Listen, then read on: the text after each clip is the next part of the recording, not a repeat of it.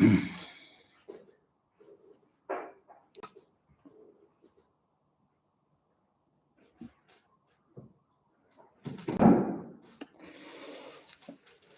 je vais juste m'assurer que le son est correct, le son est bon. Si vous pouvez me confirmer, Inch'Allah, avant de commencer.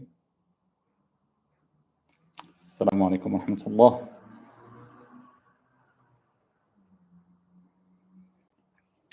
Si juste vous pouvez me confirmer que le son est bon. Alaykoum salam wa rahmatullah wa barakatuh. Ok, très bien. Alors, hein, je m'excuse, je vais juste couper les commentaires juste pendant l'intervention et ensuite, Inch'Allah, je réactiverai. C'est la censure, mais il y a un intérêt à le faire. Donc, j'espère que le son est correct ici sur YouTube aussi.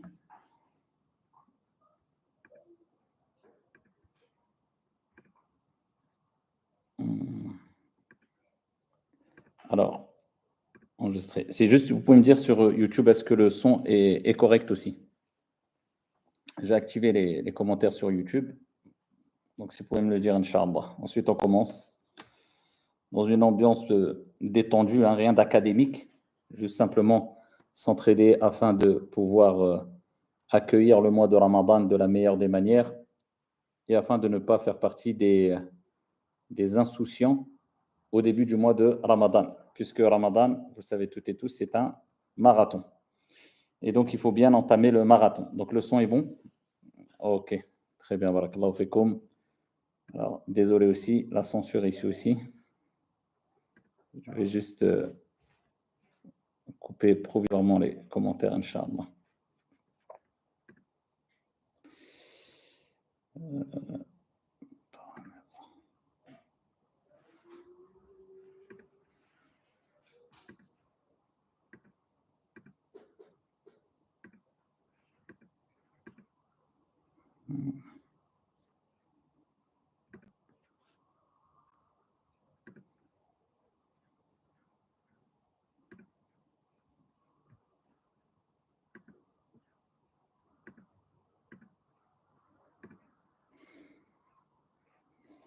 Ok.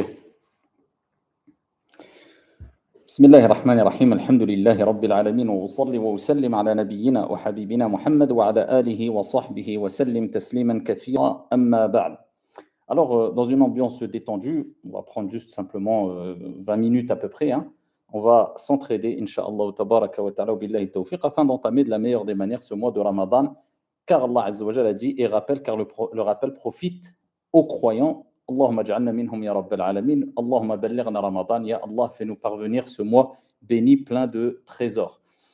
Et bien sûr, ça ne va pas consister à un cours de fiqh, de droit, de jurisprudence. Est-ce que ça c'est autorisé? Est-ce que ça c'est interdit? Pour cela, encore une fois, je vous renvoie. Alors, vous pouvez trouver sur YouTube toute une série de questions-réponses sur Ramadan, hein, que j'avais faites et d'ailleurs que d'autres imams ont faites aussi, basées particulièrement sur le madhab de l'imam Malik, rahmatullahi alayh. Sur la plateforme dini.tv aussi, je vous recommande de suivre cette série pour ceux qui veulent approfondir leur connaissance d'un point de vue du droit. Et il faut apprendre sa religion avant de se marier, il faut apprendre sa religion avant de jeûner, il faut apprendre sa religion avant de faire pèlerinage, il faut apprendre sa religion avant de prier, etc.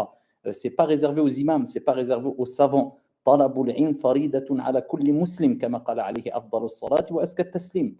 demande de la science, l'apprentissage de la science est obligatoire pour tout musulman.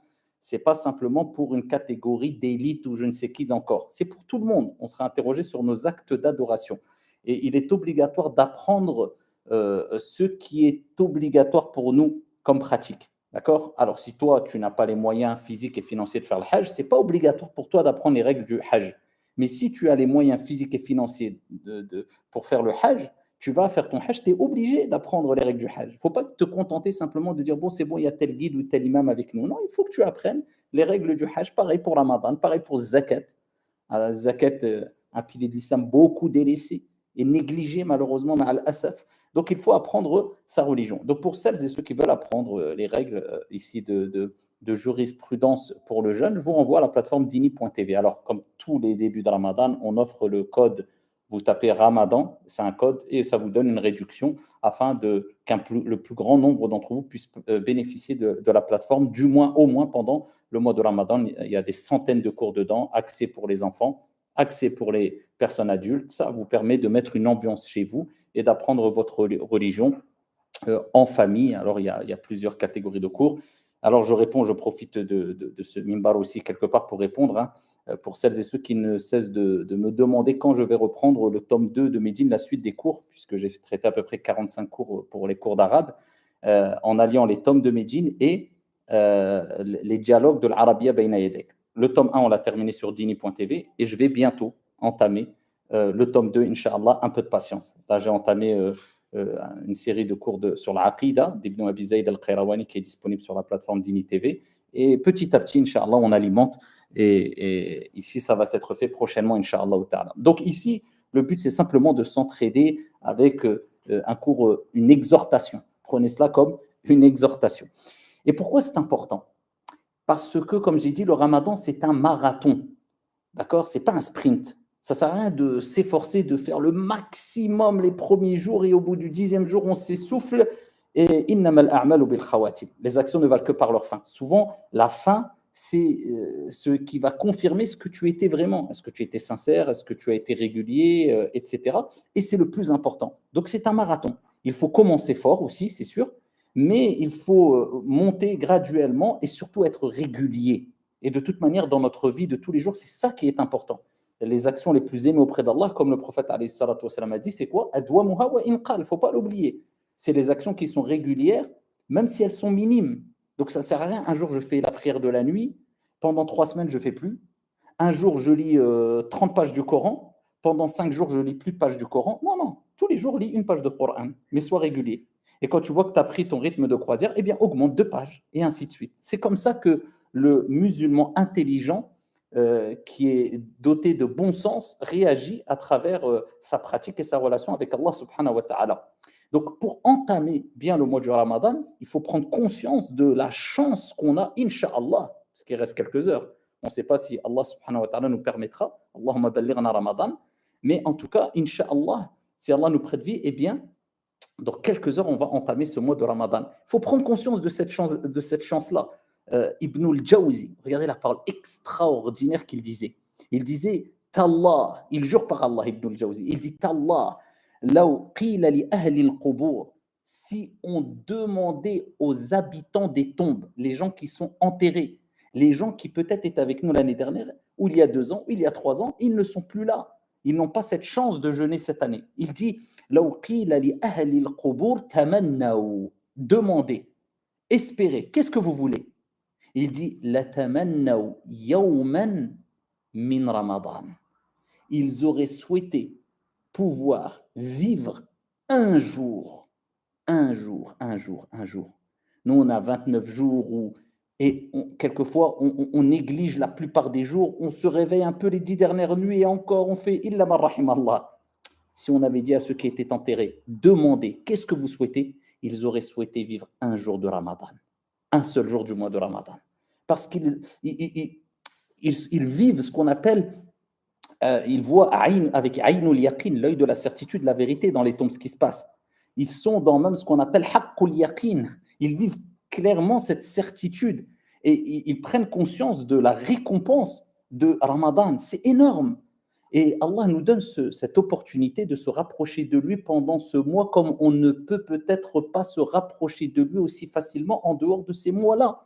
Et c'est pour cela que le prophète sallallahu alayhi wa sallam nous dit Idha ja'a Ramadan, quand le mois de Ramadan arrive, eh bien les portes du paradis s'ouvrent tous. C'est comme si Allah nous disait je vous facilite l'entrée au paradis. Les portes de l'enfer se ferment. Les shayatines les plus néfastes sont enchaînées. C'est comme si Allah nous disait bon, le Ramadan arrive, je vais vous faciliter l'entrée au paradis, je vais vous faciliter les actes d'adoration, puisque les shayatines les plus néfastes vont être enchaînées. Je vais affranchir un grand nombre de mes serviteurs pendant le Ramadan et il ferme les portes de l'enfer, il ouvre les portes du paradis. Et ici, il y a un héros qui lance un appel, Ya bari al-khayri aqbil. Dès que le Ramadan, la première nuit rentre, Il dit Ya baghi al-khayri aqbil. Oh, toi qui veux le bien, viens, c'est pour toi, approche-toi. Allez, ça commence. Ya baghi al-sharri aqsir. Oh, toi qui veux le mal, feignant, paresseux, tu ne veux pas. Tu penses que le mois de Ramadan, c'est une aada, pas une ibada. Tu penses que le Ramadan, c'est une habitude, une tradition, mais pas une adoration. Les gens jeûnent, eh bien je jeûne. Non, non. Ici, recule, c'est pas pour toi. Et on le voit aujourd'hui à travers les vidéos qui abondent et où on parle plus aujourd'hui peut-être de nourriture et de plats pendant le mois de Ramadan et avant le Ramadan que de spiritualité. C'est comme si en fait fallait accueillir le mois du Ramadan avec une surconsommation. Donc c'est comme ça qu'on se prépare à s'abstenir de boire et de manger et éduquer notre âme en mangeant encore plus et en buvant encore plus. Vous savez, ici, on a malheureusement mal compris les objectifs du Ramadan et le but principal du Ramadan. Pourtant, il est clair. Allah l'a dit dans le Coran. Kutiba alaykum siyam kama kutiba ala alladhina min qablikum. Pourquoi ya Allah? La'allakum tattaqun. Allah il dit on vous a prescrit le jeûne, comme on a prescrit le jeûne à ceux qui vous ont précédés. C'est-à-dire qu'il y avait des communautés avant les musulmans, des peuples, et Allah leur avait ordonné de jeûner, simplement, ce n'était pas la même manière. C'est pour ça qu'on entend chez les chrétiens qu'ils ont un jeûne, on entend chez les juifs qu'ils ont un jeûne, etc. Après, bon, voilà, il y a eu quelquefois des altérations, des falsifications, des commandements divins, etc. Mais ça a toujours existé. Pourquoi Allah Azza wa Jalla a ordonné le jeûne? C'est quoi le but? On jeûne pourquoi? Allah il nous dit, la'allakum tattaqun, afin que vous atteigniez la piété. Allah veut qu'à travers le jeûne, on atteigne la piété parce que le paradis est pour les pieux. Inna lil muttaqina mafaza, hada'iqa wa a'naba, wa kawa'iba atraba, al-ayat. Allah Azza wa Jalla, il rappelle que le paradis c'est pour qui? Inna lil muttaqina mafaza. La réussite, le paradis, c'est pour les pieux. Donc Allah, il veut qu'on atteigne la piété à travers le jeûne. Et c'est pour cela qu'il faut bien comprendre que ce n'est pas une aada. Ah, et les gens le font, je le fais, par mode, par effet de, voilà, l'ambiance, c'est bien, ça fait, ou c'est bon pour le corps, ça va être un jeûne qui va apporter un bien pour ma santé. Non, non, ça, tu le mets de côté. Nous, on jeûne par soumission et obéissance envers Allah subhanahu wa ta'ala. On s'abstient, c'est ça, siyam, de boire et de manger pour prouver à Allah Azza wa Jal qu'on lui obéit, qu'on lui est soumis et qu'on l'aime et qu'on éduque ici notre âme en la privant de ce qu'elle aime pour gagner l'amour, pas de notre âme, mais l'amour d'Allah subhanahu wa ta'ala.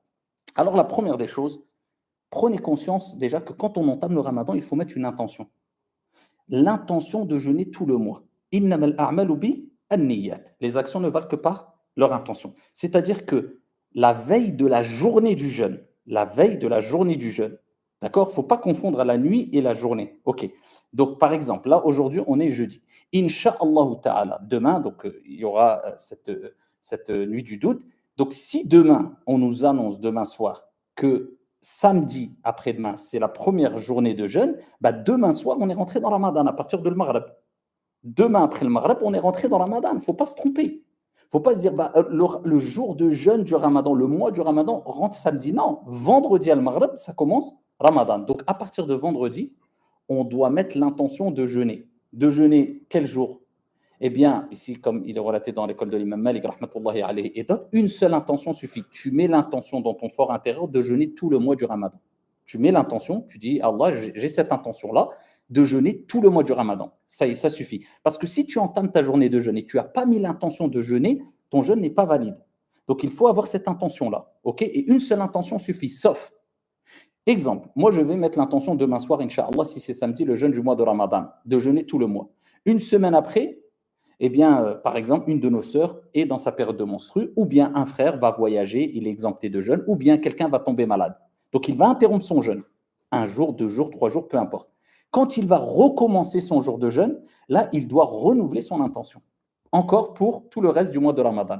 Mais tant qu'il n'y a pas d'interruption, ça y est, si tu as mis la première nuit de Ramadan l'intention de jeûner tout le mois, cela suffit amplement. Donc, n'oubliez pas de mettre l'intention de jeûner le mois de Ramadan. La deuxième des choses, le Ramadan, c'est un mois, c'est le nom d'un mois. On dit Shahru Ramadan. D'ailleurs, Allah il dit dans le Coran Shahru Ramadan alladhi unzila fihi al-Qur'an. le mois de Ramadan dans lequel on a révélé le Coran. Shahr, Shahru Ramadan, ça inclut les journées et les nuits. Il y a des gens, ils pensent que le mois de Ramadan, c'est simplement la journée. Oui, c'est l'abstention de boire et de manger à partir de l'Fajr, l'aube, jusqu'au coucher du soleil. Mais le mois du Ramadan et le jeûne, ce n'est pas simplement l'abstention de boire et de manger. Car le prophète sallallahu alayhi wa sallam, il nous rappelle dans le hadith, ici il nous dit, celui qui ne renonce pas au mensonge et à la pratique du mensonge, Allah subhanahu wa ta'ala n'a nul besoin qu'il s'abstienne de boire et de manger. Donc Allah nous rappelle ici à travers le prophète alayhi salatu wassalam, que celui qui il ne boit pas, il ne mange pas, il s'abstient de boire et de manger. Mais par contre, il ne s'abstient pas de faire des péchés, de mentir, d'insulter, la pratique du mensonge, etc.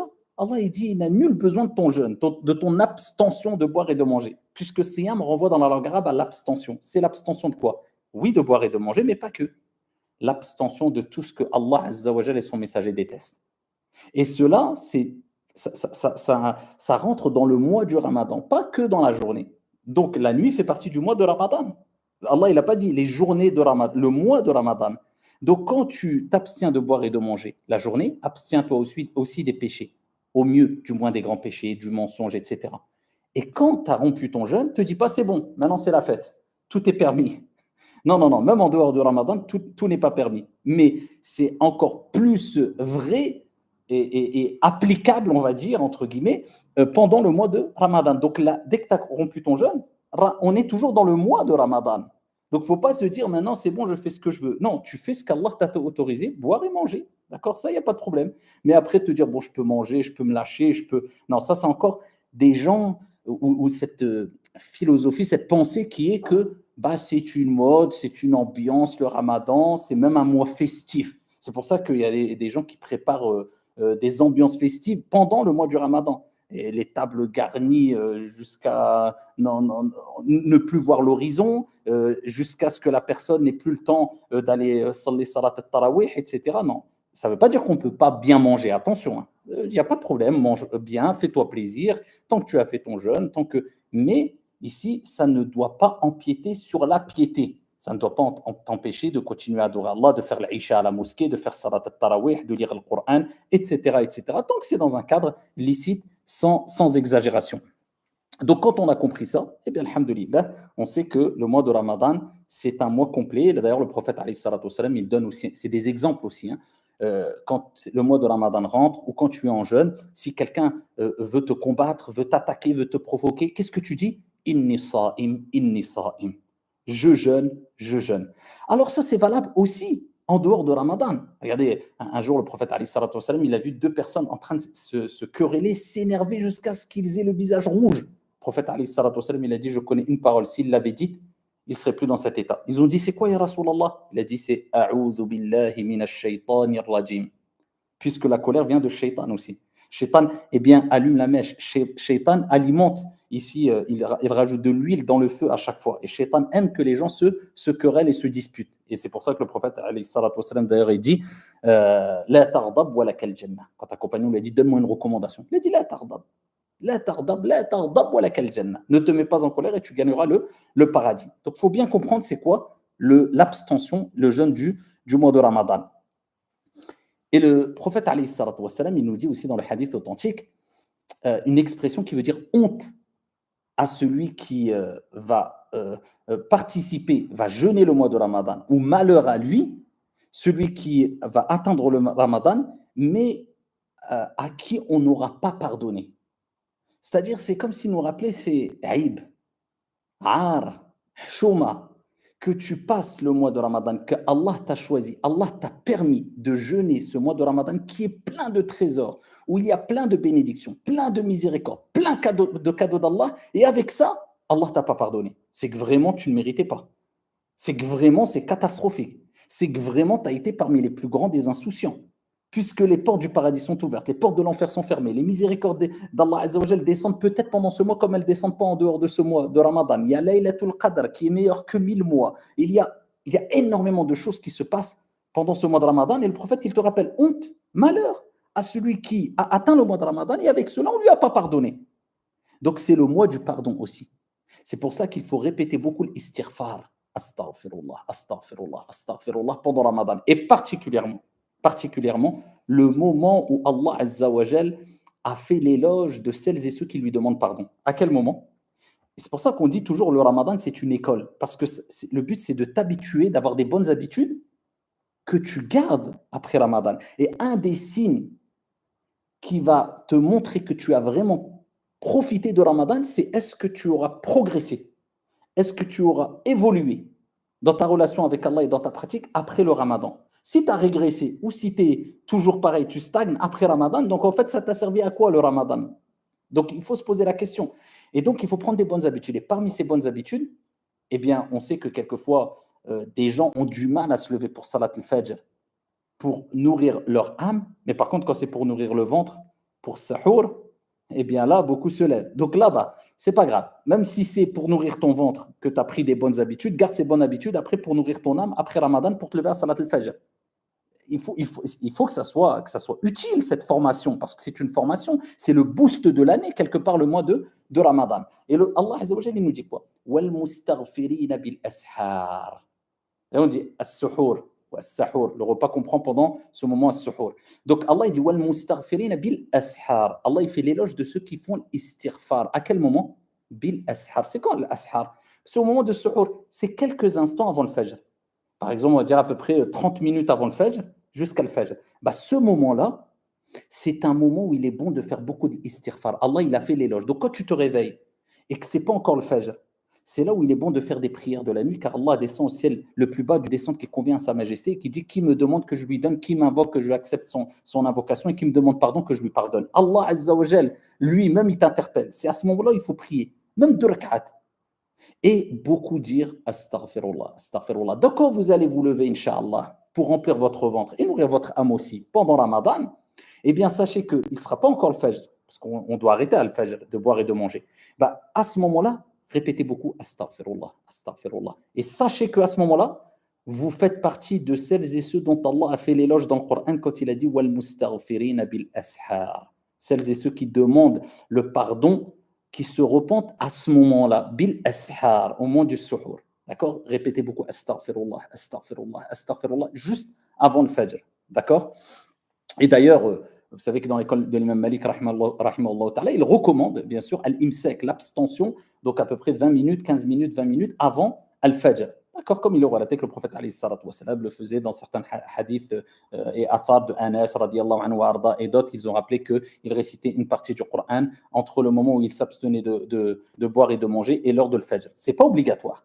On peut boire et manger jusqu'à l'fajr. Attention, quand il y a l'adhan, il faut qu'on ait arrêté de boire et de manger. Vous n'allez pas prendre le hadith, d'accord, où le prophète a dit ben, si quelqu'un a un verre d'eau d'accord, dans la main et qui s'apprête à boire ou qui est en train de boire, qu'il termine alors qu'il y a l'adhan. On a déjà expliqué cela dans une vidéo. Vous pouvez la retrouver sur Internet, bien sûr. Les savants rappellent clairement qu'il faut s'abstenir de boire et de manger et prendre des précautions. N'attends pas la dernière fraction de seconde. D'accord? Quand le prophète il dit bien sûr que c'est bien de retarder le repas du matin et de précipiter l'iftar, ce n'est pas la dernière fraction de seconde, tu es en train de regarder, tu bois. Oh, on a une seconde près. C'est jouer ça avec la religion quelque part. Donc il faut toujours prendre une petite précaution. Donc le mois de Ramadan, donc c'est comme ça qu'il faut l'entamer. Avec l'istighfar, avec le sahour, n'oubliez pas, le repas du matin, parce que c'est une ibada. Encore une fois, ce n'est pas une ada, ce n'est pas une habitude. Parce qu'il y a des gens qui se lèvent et ils pensent que, voilà, tu vois, tout le monde se lève, même si je me lève 3 heures avant le fajr, je mange parce que tout le monde mange. Non, ce n'est pas une habitude, c'est une ibada. Si c'est une ibada, tu comprends qu'il faut retarder le repas du matin. D'accord? Il faut qu'il se rapproche quand même de le fajr. OK? Et il faut savoir que c'est une ibada, car le prophète alayhi salatu wassalam, il nous dit dans le Sahih, Inna Allah wa malaikatahu yusalloun. Allah et ses anges prient sur celles et ceux qui prennent le repas du matin. Donc, tu as la bénédiction d'Allah subhanahu wa ta'ala. Tu bénéficies de la bénédiction, de la miséricorde d'Allah azza wa jal quand tu prends le repas du matin. Le prophète, il dit, même si c'est une gorgée d'eau, même si tu dis, moi, j'arrive pas à manger, mon estomac, ceci, prends la baraka. Il y a une bénédiction dans ce repas-là. Et Allah et ses anges prient sur celles et ceux qui prennent le repas du matin. Tu prends une gorgée d'eau ou une date. Khalas, tu as pris la baraka. Tu as adoré Allah subhanahu wa ta'ala. D'accord? Et le prophète, il dit, tasahharu fa inna fi sahuri baraka. Prenez le repas du matin, sahour, parce que dedans, il y a une bénédiction. D'accord? Il y a une bénédiction et il y a une éducation, comme on a dit précédemment. Retenez bien ça. On éduque son âme. On dit à notre âme, tu vas te réveiller, non seulement pour le fajr, mais avant le fajr. Et pour te rappeler, si tu es capable de le faire pour remplir ton ventre pendant 29 jours ou 28 jours, c'est que tu es vraiment capable de le faire toute l'année. Simplement, on est pris par de la paresse et on n'a pas conscience de la gravité de délaisser Salat al-Fajr à l'heure et de la récompense du fait de faire Salat al-Fajr à l'heure. Il suffit de dire que le prophète alayhi salatu wassalam a dit celui qui prie le Fajr fi jama'a fahuwa fi dhimmatillah. Allah. Celui qui prie le Fajr en groupe, il est protégé sous la protection d'Allah subhanahu wa ta'ala. C'est comme si tu dis à Allah, tu dis tu vas me protéger, je n'ai pas besoin de ta protection. C'est bon, moi j'ai confiance en moi. Toi, être humain faible, confronté à 1001 épreuves dans la journée, et quand il t'arrive une monséba, tu pleures. Ni invocation du matin, ni invocation du soir, ni le Fajr à l'heure, et ensuite tu te dis j'ai eu des problèmes, je pleure, c'est quoi la solution? La solution, elle est dans le fait de te corriger et de te réformer et de comprendre que la baraka et la préservation, elle est auprès d'Allah Jalla wa Az, à travers les actes d'adoration, Salat al-Fajr à l'heure, en groupe, les invocations du matin, les invocations du soir. Et si t'arrive à mal, فَهَذَا بِمَا كَسَبَتْ أَيْدِي النَّاسِ. Ça, c'est ce que les mains des gens ont provoqué. Donc, la prière, la prière, la prière. Et particulièrement, je vous dirais, la prière de l'Fajr en groupe et la prière de l'Isha. Car le prophète, alayhi salatu wassalam, il nous dit celui qui prie Salat al-Isha fi jama'a. Retenez ça, ça c'est toute l'année. Je sais qu'il y a des gens qui travaillent, qui ne peuvent pas. Première étape, regardez, retenez tout ça, toujours ça. Même si tu ne la pries pas à la mosquée, prie-la en groupe si tu peux. Avec tes enfants, avec une personne pubère, avec une personne qui est... Au moins, prie-la en groupe. Parce qu'à chaque fois, le prophète, il parle de la prière en groupe. Vous savez que dans l'école de l'imam Ahmed, certains savants considèrent que la prière est obligatoire en groupe. Hein. Obligatoire. Alors, Al-Jumhur, non, mais beaucoup, ils disent qu'elle est obligatoire en groupe. Donc, au moins, fais-la en groupe, même si ce n'est pas la mosquée. Si tu peux la faire à la mosquée, fais-la à la mosquée. Surtout, Salat al-Fajr, alors les femmes, alhamdulillah, Allah subhanahu wa ta'ala leur a facilité. C'est-à-dire que même en faisant leur prière à la maison, ils ont cette récompense, incha'Allah ta'ala. Car le prophète, alayhi salatu wasalam, il rappelle que la prière de la femme chez elle est encore mieux que la prière accomplie dans cette mosquée. Il a désigné la mosquée du prophète, sallallahu alayhi wa sallam. C'est-à-dire que même à l'époque du prophète, prier derrière le prophète, c'était pas meilleur que prier pour la femme, chez elle. Donc, elle est récompensée, Allah lui facilite ce rapprochement auprès de lui. Mais pour les hommes, toi, tu n'as pas ta période de menstru et autres. Donc, toi, si tu peux prier en groupe, tu pries en groupe. Tu vas et tu te lèves et tu vas à la mosquée, surtout pour Salat al-Fajr et Salat al-Isha. Car le prophète, alayhi salatu wassalam, a dit celui qui prie l'Isha en groupe, fi jama'a, c'est comme s'il a pris la moitié de la nuit. Vous imaginez? Alors, pendant Ramadan, ne te fais pas avoir comme certains. Ils vont à la mosquée pour prier Salat al-Tarawih. Salat al-Tarawih, c'est obligatoire ou pas? Non. C'est où le mieux on doit accomplir la prière obligatoire. Il est préférable d'accomplir la prière surérogatoire, où? À la mosquée ou à la maison? C'est mieux à la maison. Donc, il va délaisser ce qui est obligatoire, c'est-à-dire la prière de l'Isha, et ce qui est préférable à la mosquée en groupe pour faire Salat al-Tarawih. Il arrive en retard et il fait Salat al-Tarawih. Non. Prie l'Isha à la mosquée, tu as la récompense de la moitié de la nuit en prière. Et le prophète, il dit, si tu as prié le Fajr ensuite à la mosquée, à l'Isha et le Fajr, tu as la récompense d'avoir prié toute la nuit. Qiyamul Layl.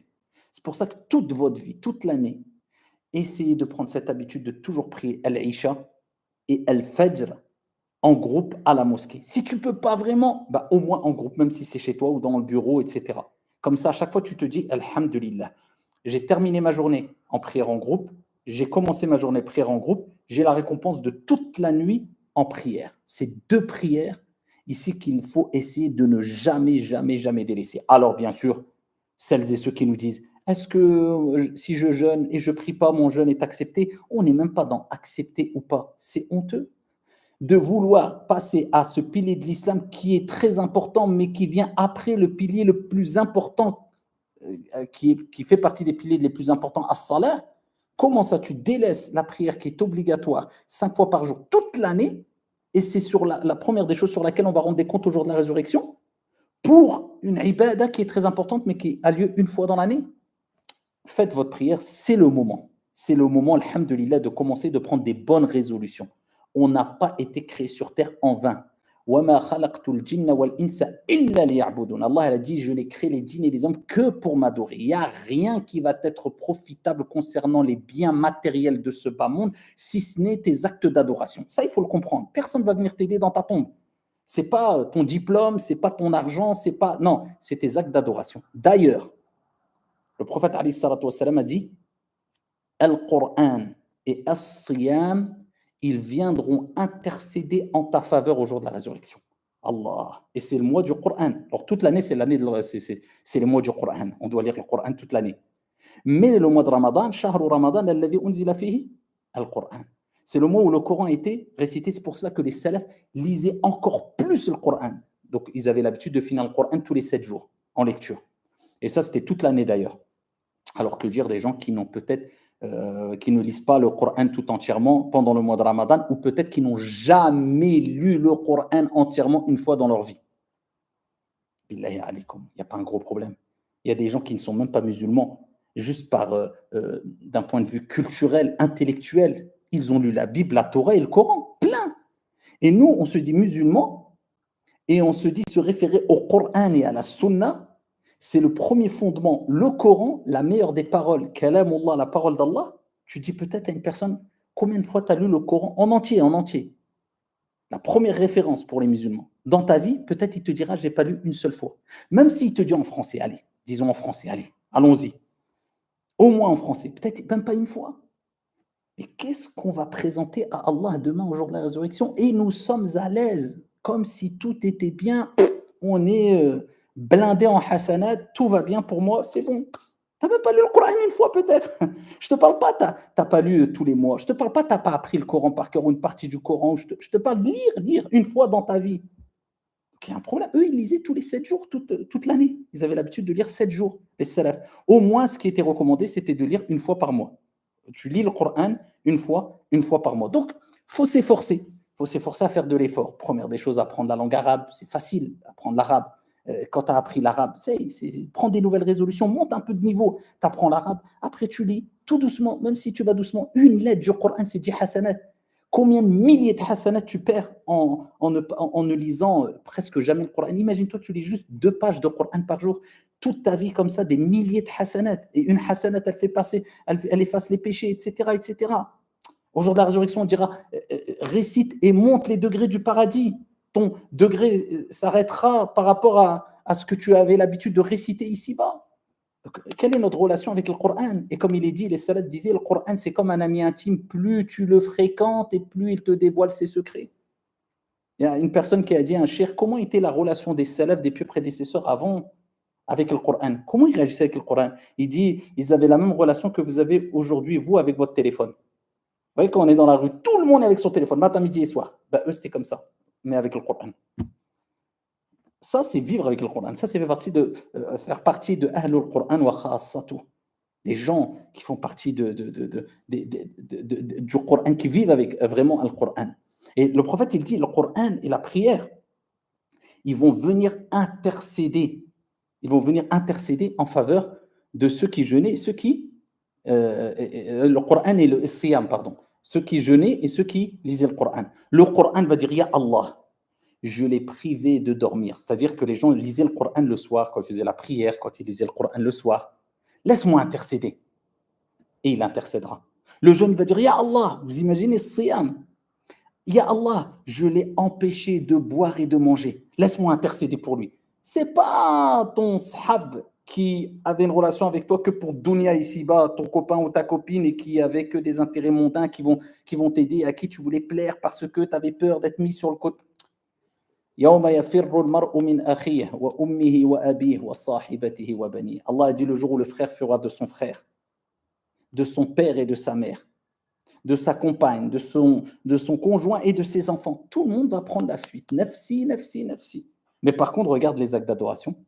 Ya Allah, je suis le jeune, laisse-moi intercéder. Ya Allah, je suis le Coran, laisse-moi intercéder. Et Allah Azza wa Jalla leur donnera l'autorisation d'intercéder. Et d'ailleurs, le prophète alayhi salam a dit que dans ta tombe, eh bien, tu verras un personnage devant toi. et qui va t'émerveiller, plein de lumière, une personne qui va venir et tu vas dire mais qui tu es? Tu n'aspires que le bien. Et il va dire je suis tes bonnes actions, je suis ton jeûne, je suis tes prières, je suis ton Coran que tu lisais.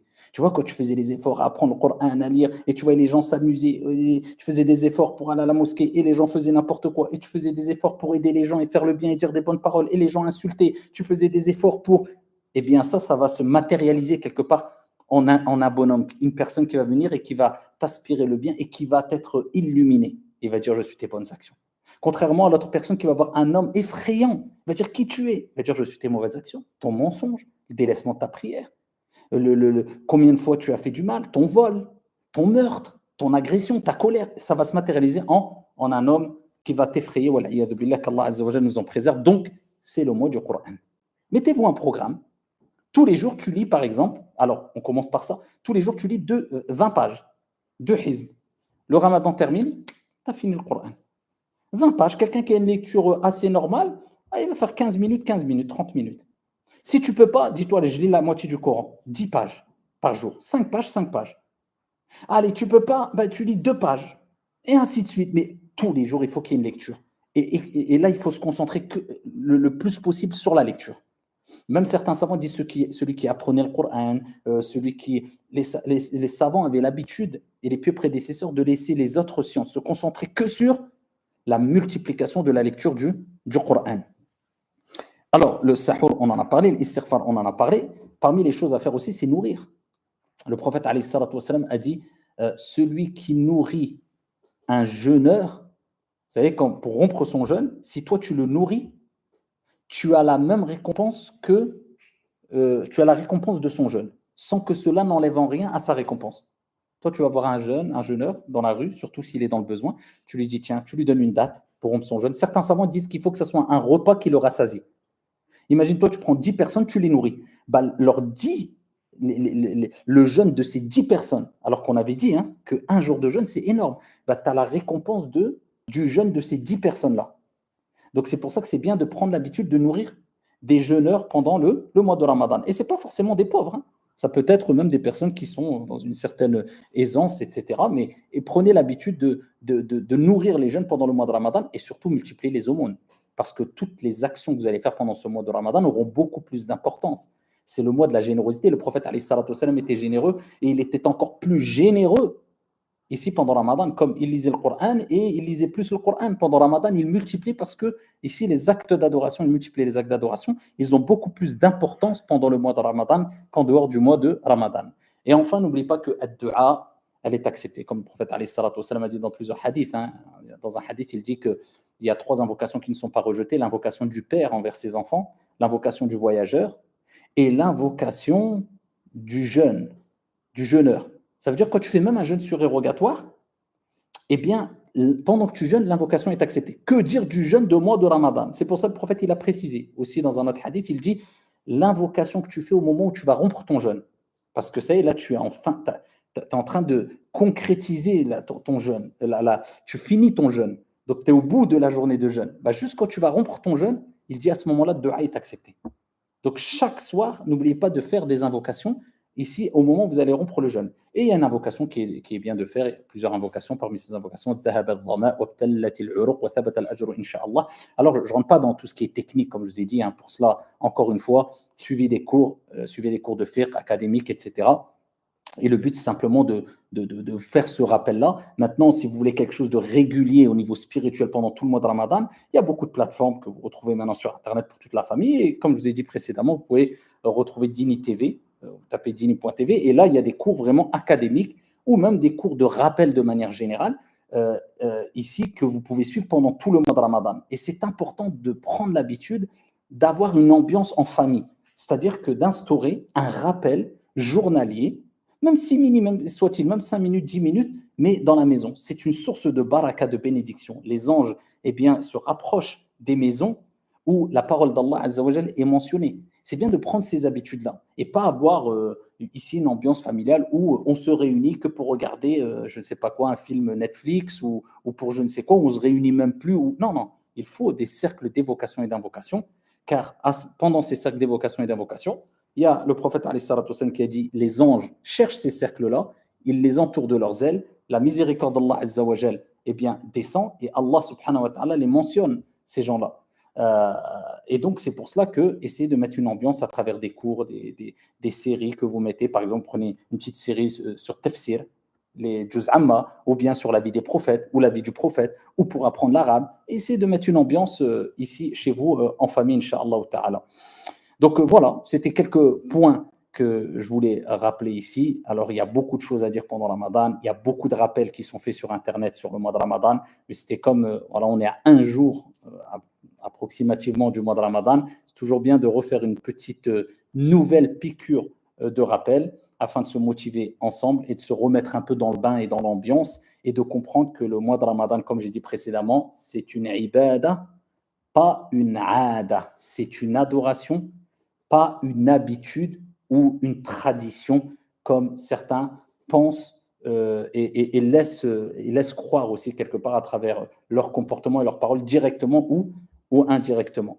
Qu'Allah subhanahu wa ta'ala nous fasse parvenir le mois de Ramadan, qu'Allah tabaraka wa ta'ala fasse de nous des gens pieux et vertueux et conscients de la grande récompense de ce mois de Ramadan, qu'Allah subhanahu wa ta'ala nous permette de jeûner le mois de Ramadan complètement et qu'Allah Jalla wa ala ne nous compte pas parmi les négligents. Alors, juste une dernière petite parenthèse, j'ai oublié, parce que j'ai parlé de la prière tout à l'heure. Salat al-Tarawih, n'oubliez pas, c'est très très important. Le prophète, alayhi salatu wassalam, je vous laisse avec ces deux hadiths et j'arrête. Il nous dit Man sama Ramadan imanan wa ihtisaban, ghufira lahu ma taqaddama min dhanbih. Celui qui jeûne le mois du Ramadan, poussé par sa foi, en espérant la récompense d'Allah, pas des gens, pas parce que regardez, je jeûne. Non, non, en espérant la récompense d'Allah, tous ses péchés seront pardonnés. Ça, c'est le premier cadeau. Le deuxième cadeau, Man qama Ramadan imanan wa ihtisaba, ghufira lahu ma taqaddama min dhanbi. Négligez pas ça. Il y a des gens, ils leur manquera une hasanat pour aller au paradis. Combien de péchés on fait? Le prophète alayhi salatu wassalam nous dit celui qui prie les nuits du mois de Ramadan, poussé par sa foi, en espérant la récompense, tous ses péchés seront pardonnés. Mais regardez qu'est-ce qu'il nous dit, Man qama Ramadan. Donc pour gagner cette récompense, ne laisse aucune nuit du mois de Ramadan sans prier au moins, pour que ça soit compté comme le qiyam, 2 rak'at après salat al-isha et tu clôtures avec 1 rak'at. Ça, c'est le minimum. Et le mieux, c'est que tu fasses salat al-tarawih. D'accord? Mais si tu peux pas, si tu es à la maison, au moins tu fais après l'isha minimum 2 rak'at et tu fais le witr. Ça, c'est minimum. Il ne faut pas que tu laisses une seule nuit passer sans avoir fait ça, sinon tu rentres plus dans le hadith man qama Ramadan, celui qui a prié toute la nuit du Ramadan, la nuit. Vous avez compris? Et cette nuit, elle commence quand? Ne vous faites pas avoir. Il y a des gens qui commencent à prier avec cette intention-là de tarawih. Par exemple, si samedi, c'est le premier jour de jeûne, ils commencent samedi soir. Non, la nuit, le mois du Ramadan, il commence vendredi soir, la veille du premier jour de jeûne. Donc, si on nous dit que demain soir, on nous dit c'est bon, Ramadan est rentré, ça commence demain soir tarawih. Donc, n'oubliez pas ça et bénéficiez de cette récompense totalement en priant toutes les nuits de Ramadan. Donc, alliez entre des aumônes, mais que ça soit régulier tous les jours. Un peu d'aumône selon vos capacités tous les jours, les prières de l'Isha et le Fajr au minimum à la mosquée, les invocations du soir et du matin, beaucoup de lectures du Coran, salat al-tarawih le soir, beaucoup d'istighfar avant de prier salat al-Fajr, c'est déjà très bien, alhamdulillah.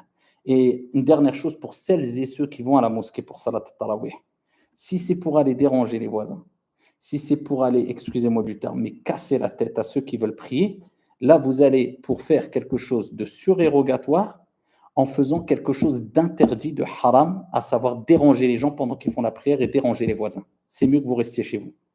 Minimiser les dégâts. Soit tu vas à la mosquée pour te concentrer et avoir une relation spirituelle avec ton Seigneur Tabaraka wa Ta'ala, soit c'est pour un effet de mode et pour faire des snaps ou je ne sais quoi, et pour dire regardez moi je suis là, ou avec je ne sais quelle intention, ou alors sortir au bout de la deuxième rak'at ou la moitié et rester parler devant la mosquée. Billahi alaykum, restez chez vous, ça sera meilleur pour vous et pour tout le monde. حفظكم الله سبحانك اللهم وبحمدك أشهد أن لا إله إلا أنت أستغفرك وأتوب إليك والسلام عليكم ورحمة الله وبركاته.